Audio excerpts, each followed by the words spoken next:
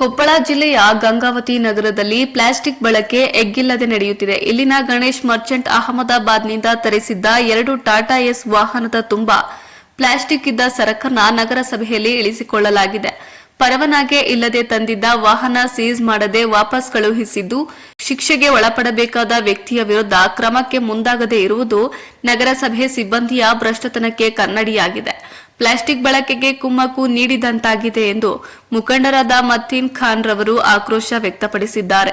ಇನ್ನು ನಗರದ ಪತ್ರಿಕಾ ಭವನದಲ್ಲಿ ಮಾತನಾಡಿದ ಅವರು, ಜೂನ್ 28ರಂದು ಬೆಳಗ್ಗೆ 11 ಗಂಟೆಗೆ ನಗರಸಭೆ ಹೆಲ್ತ್ ಇನ್ಸ್ಪೆಕ್ಟರ್ ನಾಗರಾಜು ಅವರಿಗೆ ಕರೆ ಮಾಡಿ ಗಿರ್ನಾರ್ ಟ್ರಾನ್ಸ್ಪೋರ್ಟ್ಗೆ ಬಂದಿದ್ದ 2 ಲೋಡ್ ಪ್ಲಾಸ್ಟಿಕ್ ಸರಕುಗಳ ಕುರಿತು ಮಾಹಿತಿ ನೀಡಲಾಯಿತು.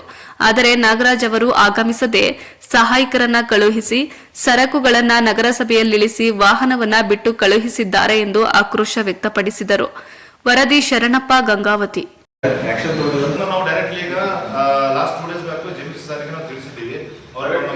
ಪ್ರೈವೇಟ್ ಕೇಸ್ ನನ್ನ ಹೆಸರು ಮೇಲೆ ಕೊಟ್ಟು ಬಂದಿದ್ದೀನಿ ಸರ್. ಸ್ವಲ್ಪ ಬಿಸಿ ಆದ್ರೆ ಅದು ನಾವು ಕೇಸ್ ತಗೊಂತೀವಿ ಅಂತ ಹೇಳಿದ್ರೆ ಸರ್.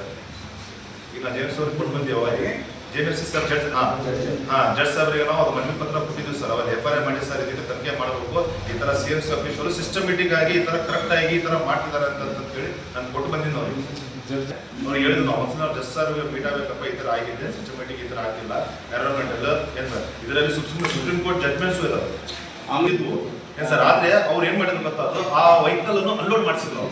ನಾವು ಹೋಗಿ ಕೇಳ್ಬೇಕಂತಂದ್ರೆ, ಈಗ ನಾವು ಹಿಡಿಬೇಕಂದ್ರೆ we should have some evidence ಇರ್ಬೇಕು ನಮ್ಮ ಹತ್ರ. ಈಗ ಅದರಲ್ಲಿ ಏನಿದೆ ಅಂತ ಮಾಹಿತಿ ಇದ್ದಿಲ್ಲ. ಅಂದ್ರೆ ಪ್ರೀವಿಯಸ್ಲಿ ಏನು ಸೀಸ್ ಮಾಡಿಸಿದ್ರಲ್ಲ ಅದೇ ವೆಹಿಕಲ್ ಇಲ್ಲಿ ಬಂದಿತ್ತು ಸೇಮ್. ನಿನ್ನೆ ಅವರಿಂದ ಅನ್ಲೋಡ್ ಮಾಡಿಸಿದ್ರು ಅವ್ರು ಸಿಸ್ಟಮೆಟಿಕ್ ಆಗಿ. ಮತ್ತೆ ರಾತ್ರಿ 10-10ವರೆಗೆ ಮತ್ತೆ ವೆಹಿಕಲ್ ಬಂದಿತ್ತು ಅಂತೇಳಿ ಮಾಹಿತಿ ಬಂದಿತ್ತು ನಮಗೆ. ಗೌರ್ಮೆಂಟ್ ಮುನ್ಸಿಪಾಲಿಟಿಯಲ್ಲಿ ಸ್ಟೇಟ್ ಲೆವೆಲ್ ಗೌರ್ಮೆಂಟ್ ಅಲ್ಲಿ ನಡೀಬೇಕಾದಂತಂದ್ರೆ ಸ್ಟೇಟ್ ಗೆಜೆಟ್ ರೂಲ್ಸ್ ರೆಗ್ಯುಲೇಷನ್ ಇರ್ತಲ್ಲ, ಅದೇ ಫಾಲೋ ಅಪ್ ಮಾಡಬೇಕು ಅವರು. ಒಂದೇ ಆರ್ಟಿಕಲ್ ಕಾನ್ಸ್ಟಿಟ್ಯೂಷನ್ 51AJ ಅಲ್ಲಿ ನಮ್ಮ ಕರ್ತವ್ಯ ಅದು ಕಾಪಾಡೋದು ಅಂತ ಹೇಳಿ ಸುಪ್ರೀಂ ಕೋರ್ಟ್ ಜಡ್ಜ್ಮೆಂಟ್ ಕೊಟ್ಟಿದೆ ಸರ್. SK ಮೆಹ್ತಾ ಆಯ್ತು, ಅದು ನಾವು ಮಾಡೋದಲ್ಲ. CMC ಅವರು ಅಫಿಷಿಯಲಿ ಗೆಜೆಟ್ ಓದಿ ಅವರು ಡ್ಯೂಟಿ ಮಾಡಬೇಕು. ಅವರು ಜೂನಿಯರ್ಸಿಗೆ ಕಮಿಷನರ್ ಅವರು ಇನ್ವೆಸ್ಟಿಗೇಷನ್ ಮಾಡಬೇಕು. ಹೌದು ಮಾಡಬೇಕು. ಈಗ ಇನ್ನೊಂದು ನಾವು ಮಾರೋರು ಲೋಡ್ ಗಟ್ಟಲೆ ಬರೋದನ್ನ ಸ್ಟಾಪ್ ಮಾಡಿದ್ರೆ ಇವ್ರು ನಮ್ಗೆ ಯಾಕೆ ಬರುತ್ತೆ ಮತ್ತೆ ಅದನ್ನ ನಾವು ಕೇಸ್ ಮಾಡಿಸ್ತೀವಿ. ಮಾಹಿತಿ ಎವಿಡೆನ್ಸ್ ಇದ್ದಾಗ ನಾವು ಹೋಗಬೇಕು. ಈಗ ಸುಮ್ಮನೆ ಯಾರೊಬ್ಬರು ಮಾಡ್ತಾರೆ ಅವ್ರ ಕೈಯಾಗ ಆಗಿಲ್ಲ ಡ್ಯೂಟಿ ಮಾಡಕ್ಕಂತ ಹೇಳಿ ನಾವು ಪಬ್ಲಿಕ್ ಸಪೋರ್ಟ್ ಮಾಡ್ತೀವಿ. ಅದ್ರಾಗೇನಿಲ್ಲ. ಅದ್ರ ಮೇಲೆ ತನಿಖೆ ಮಾಡಿ ಅವರು ಡ್ಯೂಟಿ ಮಾಡಿದ್ರೆ ಇಲ್ಲಿ ವೇಸ್ಟ್ ಅಲ್ಲ, ಹೌದಿಲ್ಲ? ಹ್ಯೂಜ್ ಕ್ವಾಂಟಿಟಿ ಬಂದಿದೆ ಅಂತೇಳಿ ನಮ್ದು ಅವೇರ್ನೆಸ್ ತಿಳಿಸಕ್ಕೆ ನಾವು ಹೋಗಿದ್ದೀವಿ. ಇಲ್ಲಿ ಹ್ಯೂಜ್ ಕ್ವಾಂಟಿಟಿ ಇದೆ. ಒಂದು ಎರಡು ಅಂತಂದ್ರೆ 1,200 ಫೈನ್ ಇದೆ. ಆಕ್ಟ್ ಪ್ರಕಾರ 1,200 ಫೈನ್ ಇದೆ, ಹೌದಿಲ್ಲ? ಮೋರ್ ದೆನ್ 500 kg ಅಂತಂದ್ರೆ ಹ್ಯೂಜ್ ಕ್ವಾಂಟಿಟಿ ಅದು. ವಿಥೌಟ್ ಸರ್ಟಿಫಿಕೇಶನ್ ಅದು ನಮ್ಮ ಸ್ಟೇಟ್ ಅಲ್ಲಿ ಹೆಂಗ್ ಬಂತು? ಈಗ ಬಂದು ಅಂದ್ರೆ FIR ಮಾಡಬೇಕು. ಈಗ ಪ್ರತಿ ಒಂದಕ್ಕೆ DC ಆಫೀಸ್ ಹೋಗ್ಬೇಕಂದ್ರೆ ಕಮಿಷನ್ ಇಂದ ಏನು ಉಪಯೋಗ ಇದೆ ತಾಲೂಕಲ್ಲಿ? ಪ್ರತಿಯೊಂದು ಹೋಗ್ಬೇಕಂದ್ರೆ ಸ್ಯಾಲರಿ ಕೊಟ್ಟವ್ರು ಇಟ್ಟಿ ಉದ್ದೇಶ ಏನು?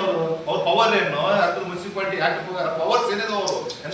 ನಾಗರಾಜ್ ಸರ್ ಯಾರಿಗೆ ಗೈಡ್ ಮಾಡಿ ಕಳಿಸಿರಲ್ಲ ಮೋಯಿನ್ ಅವರು ಅಂತೇಳಿ, ಅವರು GPS ಫೋಟೋದಲ್ಲ ವೆಹಿಕಲ್ ಇದೆ ಅಲ್ಲಿ ಪ್ರೆಸೆಂಟ್ GPS ಫೋಟೋ.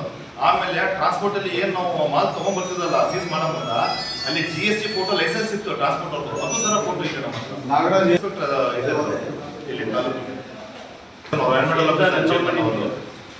ಅವ್ರು ಹೋಗಿ ನಾವು ಮನಿ ಪತ್ರ ಕೊಟ್ಟರೆ ಸೋಮವಾರ, ಇಲ್ಲ ನಮಗೆ ಅಥಾರಿಟಿ ಇಲ್ಲ ಅದು ಅಂತ ಓರಲಿ ಹೇಳಿದ್ರು. ನಾನು ಹೇಳಿದ್ರೆ ಆಯ್ತು ಸರ್, ಹಿಂಗೆ ಆದ್ರೆ ಹ್ಯೂಮನ್ ರೈಟಿಂಗ್ ಅಂತ ನಗರಸಭೆ ಕೊಡ್ತೀವಿ. ಕಮಿಷನರ್ ಅಲ್ಲ ಸರ್, ಚೇತನ್ ಕುಮಾರಿ ಕೊಡ್ತೀವಿ ಸರ್. ಎನ್ವೈರನ್ಮೆಂಟಲ್ ಆಫೀಸರು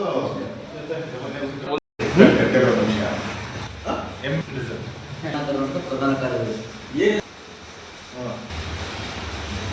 10:10ವರೆಗೆ ನಮಗೆ ಒಂದು ಇನ್ಫಾರ್ಮೇಶನ್ ಬಂದಿತ್ತು. ಇಲ್ಲಿ ಪ್ಲಾಸ್ಟಿಕ್ ಹ್ಯೂಜ್ ಕ್ವಾಂಟಿಟಿಯಲ್ಲಿ ಇಲ್ಲಿ ಪ್ಲಾಸ್ಟಿಕ್ ಟ್ರಾನ್ಸ್ಪೋರ್ಟ್ ಆಫೀಸಿಂದ ವೇರ್ ಹೌಸಿಗೆ ಹೊರಟಿದೆ ಅಂತೇಳಿ ನಮಗೆ ಒಂದು ಇನ್ಫಾರ್ಮೇಶನ್ ಬಂತು 11% ಕಡೆಯಿಂದ. ಆ ಸ್ಥಳದಲ್ಲಿ ನಾವು ಹೋಗಿ ಕನಿಷ್ಠ 10:45ಗೆ ನಾವು mister Nagaraj CMC official health inspector ಅವ್ರಿಗೆ ನಾವು ಕರೆ ಮಾಡಿದ್ವಿ. ಈ ಕಾಲ್ ರೆಕಾರ್ಡಿಂಗ್ಸ್ ನಮ್ಮ ಹತ್ರ ಇದೆ. ಅವ್ರು ಇನ್ಫಾರ್ಮ್ ಮಾಡಿದ್ರು. ಇನ್ಫಾರ್ಮ್ ಮಾಡಿದಾಗ ಅವ್ರು ಏನು ಮಾಡಿದ್ರು, CMC ಆಫೀಷಿಯಲ್ಸ್ ಯಾರು ಜೂನಿಯರ್ಸ್ ಇದಾರಲ್ಲ ಅವ್ರಿಗೆ ಅಲ್ಲಿ ಸ್ಥಳದಲ್ಲಿ ಕಳಿಸಿದ್ರು. ಕಳಿಸಿದ ಮೇಲೆ ಅಲ್ಲಿ ವೆಹಿಕಲ್ 2 ವೆಹಿಕಲ್ ಇದ್ದು, ಟಮ್ 4-wheeler ವೆಹಿಕಲ್ ಇದ್ದು. ಆ ವೆಹಿಕಲ್ ಅನ್ನು ಸೀಸ್ ಮಾಡಿದಾದ್ಮೇಲೆ ಹ್ಯೂಜ್ ಕ್ವಾಂಟಿಟಿ ಇದರಲ್ಲಿ ಮೋರ್ ದೆನ್ 50 ಬ್ಯಾಗ್ ಮೇಲೆ ಇದ್ದು. ಬರೀ ಬ್ಲ್ಯಾಕ್ ಪ್ಲಾಸ್ಟಿಕ್ ಬ್ಯಾಗ್ಸ್ ಇದ್ವಲ್ಲ, ಅದು ಒಂದು 50 ಬ್ಯಾಗ್ಸ್ ಮೇಲೆ ಇದ್ದು. ಆಮೇಲೆ ಅದ್ರ 8 ಬಾಕ್ಸ್ ಪ್ಲಾಸ್ಟಿಕ್ ಗ್ಲಾಸಸ್. ಆಮೇಲೆ ಅದು ಮಕ್ಕಳು ಎಲ್ಲ GPS ಫೋಟೋಸ್ ಇದಾವೆ, ಎಲ್ಲ ಇದಾವೆ. ಅದು ಆದಮೇಲೆ CMC ಅವರು ಸಂಬಂಧಪಟ್ಟ ಏನು ಮೆಟೀರಿಯಲ್ ಎಲ್ಲ ಐತಲ್ಲ ಸೀಸ್ ಮಾಡಿ ಆ ವೆಹಿಕಲ್ ಜೊತೆ ಆ ಮೆಟೀರಿಯಲ್ ತೊಗೊಂಡೋಗಿ CMCಯಲ್ಲಿ ಅನ್ಲೋಡ್ ಮಾಡಿಸ್ಕೊಂಡು ಅವತ್ತಿನೇ ಅದು ವೆಹಿಕಲ್ ಏನಿದೆ ಅಲ್ಲ ಲೋಡ್ ಮಾಡ್ಕೊಂಡು ಅದು ಹಂಗೆ ಬಿಟ್ಟು ಕಳಿಸಿದ ಮೇಲೆ ನಾನು ಏನು ಮಾಡಿದೆ ಮತ್ತೆ 7:07 ಸಾಯಂಕಾಲ ನಾನು ಮತ್ತೆ ಏನು ಮಾಡಿದೆ ಕಮಿಷನರ್ ಸರಿಗೆ ಫೋನ್ ಮಾಡಿದ್ದೇನೆ.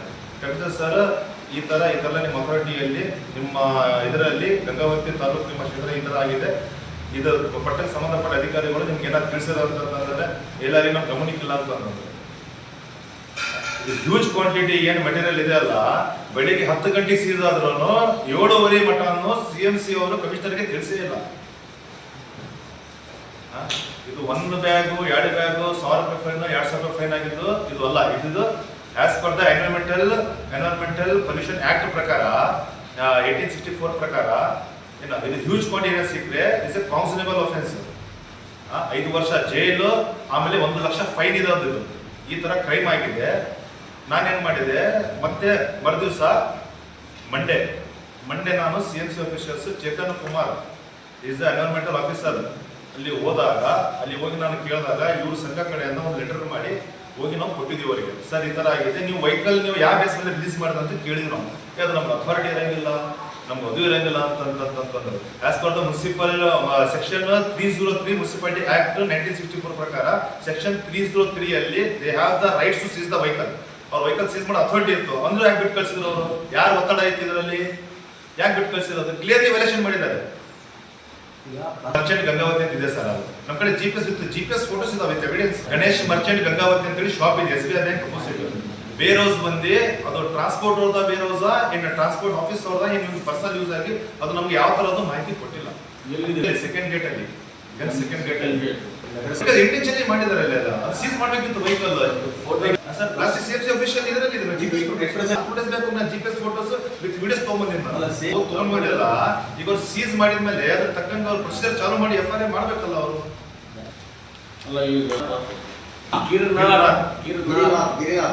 ಟ್ರಾನ್ಸ್ಪೋರ್ಟ್ ಮಾಡ್ಬೇಕು ಸರ್, ಅವ್ರ ಬಗ್ಗೆ ಮಾಡ್ಕೊಡ್ಬೇಕು. ನಾವು ಪ್ರಿಂಟ್ ಮಾಡ್ತೀವಿ ಟಾಟಾ AC ಗಾಡಿ ಇದೆಲ್ಲ 28 ಜೂನ್ ಮಾರ್ನಿಂಗ್ 11:30 ಸುಮಾರು ಸ್ಯಾಟರ್ಡೆ.